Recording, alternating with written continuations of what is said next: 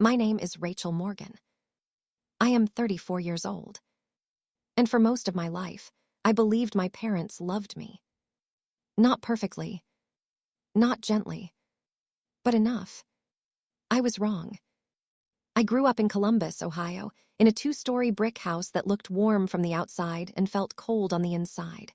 My father, Richard Morgan, was a real estate broker, charming, sharp, always talking about opportunities.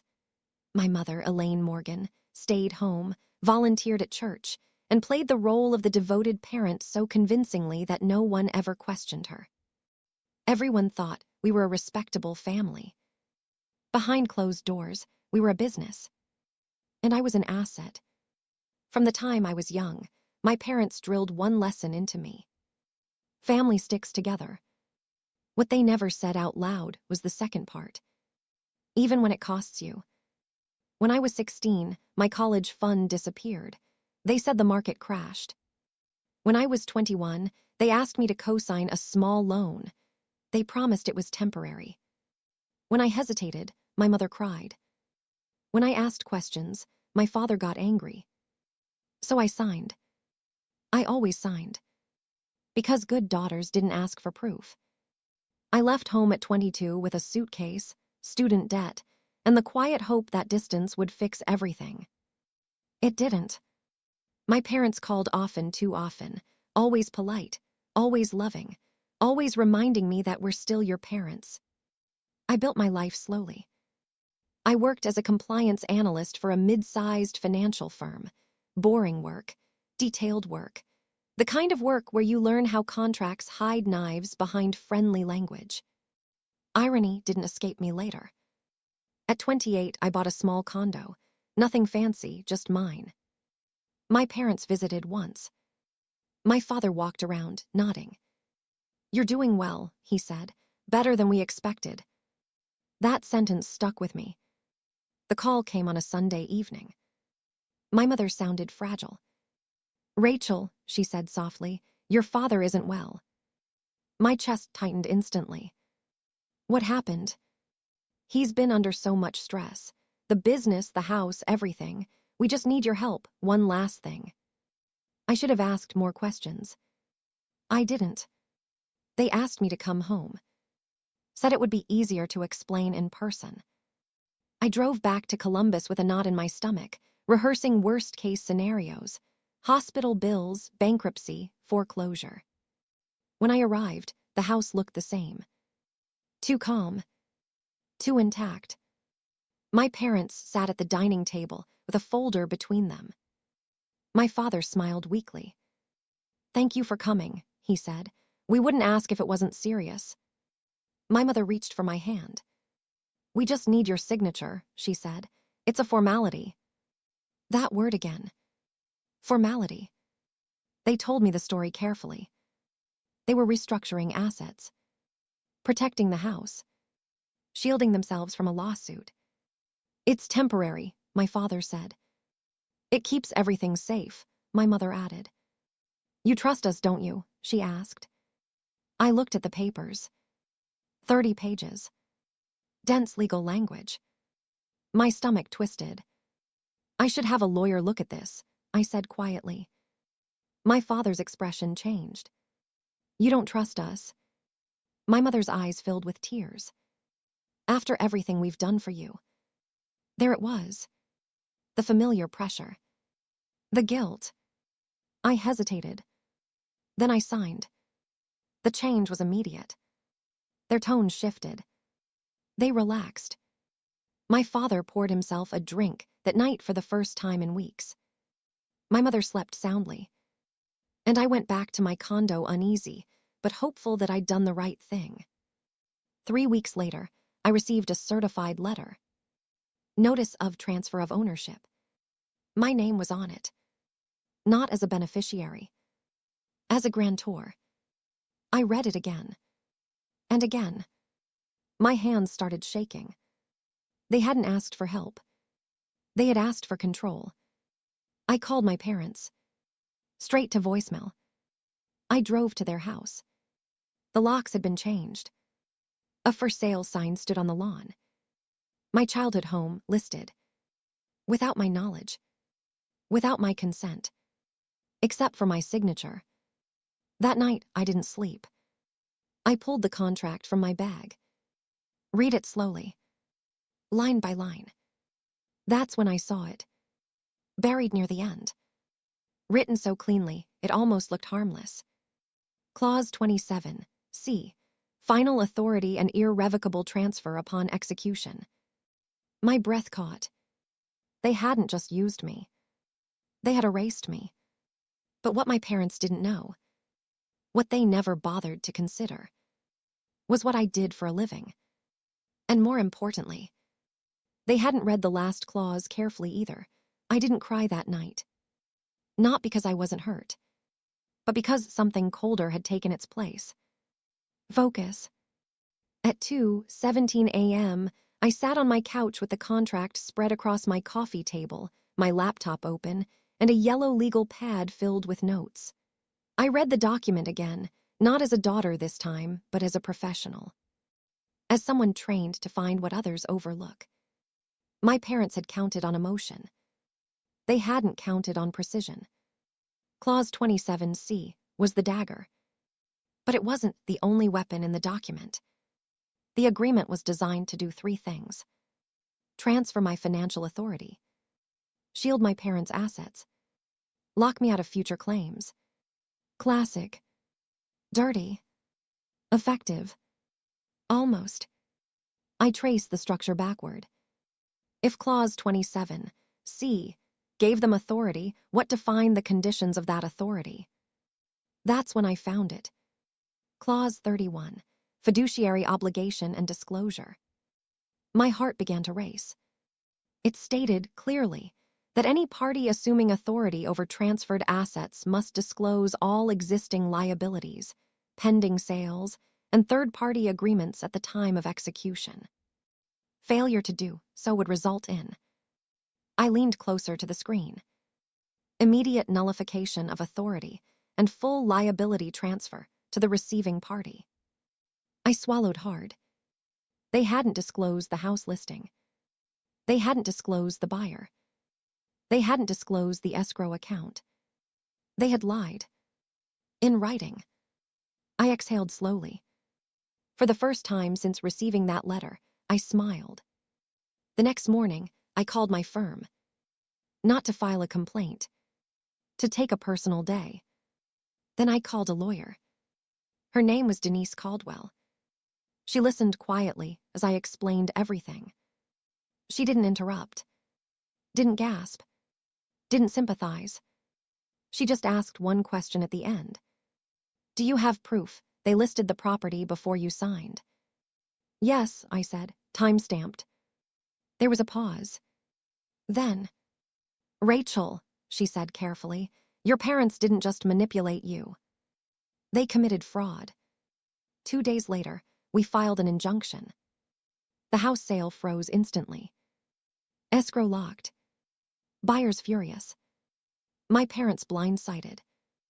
They called that evening. My father this time. Not weak. Not sick. Angry. What the hell did you do? He demanded. I held the phone away from my ear. I read the contract, I said calmly. Silence. Then my mother's voice came on. Rachel, she said softly. This is a misunderstanding. The audacity. You lied, I replied. You violated Clause 31. My father scoffed.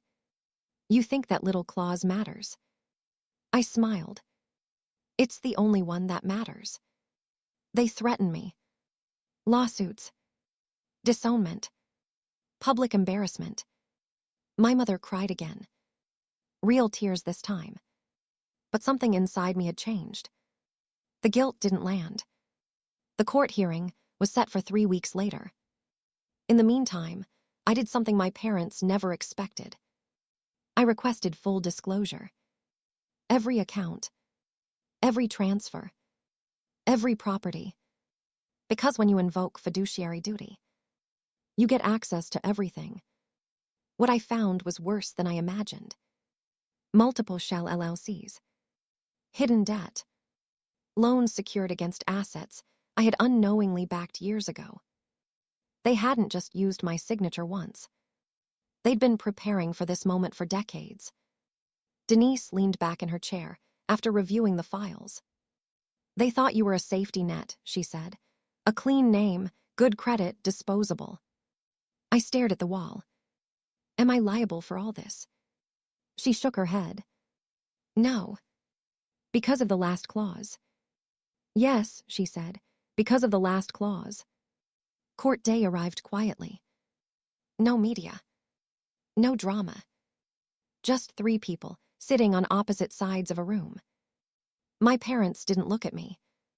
Their lawyer avoided eye contact. The judge adjusted her glasses and began reading. Clause by clause. Line by line. Then she reached clause 31. She paused, looked up, and for the first time, addressed my parents directly. Why was this property listed prior to execution? My father opened his mouth, closed it. Their lawyer stood. Your Honor, this was an oversight. The judge raised an eyebrow. An oversight, she repeated, that transferred millions in assets. Silence. The ruling was swift. Authority revoked. Assets frozen. Liability reversed. And then, the judge said the words my parents never thought they'd hear. Full responsibility is hereby transferred to the receiving parties. Them. Outside the courtroom, my mother finally looked at me. You ruined us, she whispered. I met her eyes. No, I said, you taught me. But the story didn't end there. Because what the last clause also allowed was something my parents never anticipated. And it would finish what they started. The silence after the ruling felt heavier than the verdict itself. My parents didn't speak, didn't cry, didn't even argue. They just stood there, 2 people who had spent their entire lives controlling outcomes, finally realizing control was gone. But what they didn't yet understand was that the last clause hadn't finished with them. It had only opened the door. 3 days after the hearing, Denise called me early in the morning. Her voice was calm, but sharp. Rachel, she said, I need you to come in. When I arrived, she slid a single document across the table. Addendum D. I frowned. That wasn't in the original filing. No, she said, because your parents never executed it. I skimmed the page. My breath caught. The addendum stated that in the event of fiduciary breach, the signer, me, retain the right to conduct an independent forensic audit of all related assets over the last 20 years. Not 10. Not 5. 20. And more importantly, any uncovered financial misconduct would be reported directly to federal oversight agencies. I looked up slowly. They signed this. They initialed it, Denise said. On the same day, same pen. I closed my eyes. They had rushed me, pressured me. They hadn't read it. The audit took 6 weeks. 6 quiet weeks where my parents stopped calling, stopped threatening, stopped pretending. Because deep down, they already knew. The findings were devastating. Tax evasion, false asset declarations, loans taken against properties already leveraged, trust funds siphoned, and one final detail that made my hands shake when I read it. They had used my name as a reference guarantor on multiple filings. Without consent, without disclosure, without legality. When the federal notice arrived at their house, it wasn't dramatic. No sirens, no shouting, just a white envelope. Then another, then another. My mother showed up at my apartment one evening. Alone. She looked smaller somehow. Older. She didn't sit down. I never meant to hurt you, she said. I didn't answer. She swallowed. We did everything for this family. I met her gaze. You did everything for yourselves. Her eyes filled. I'm your mother. And I was your backup plan, I said quietly. The truth landed between us like broken glass. My father never came. But I heard about him. The frozen accounts. The liens. The investigation. The properties quietly sold, not for profit, but to cover debt. The reputation they spent decades protecting. Gone. Months later, Denise called again. All charges resolved, she said. They accepted full liability. I asked the question I'd been avoiding. And me? You're clear, she replied, completely. I sat there for a long time after the call ended. Not relieved. Not happy. Just still. The last time I saw my parents was at a mediation meeting. They looked at me like strangers. Because that's what we were now. Before leaving, my father finally spoke. You planned this. I shook my head. No, I said, I survived it. People ask me now if I regret it.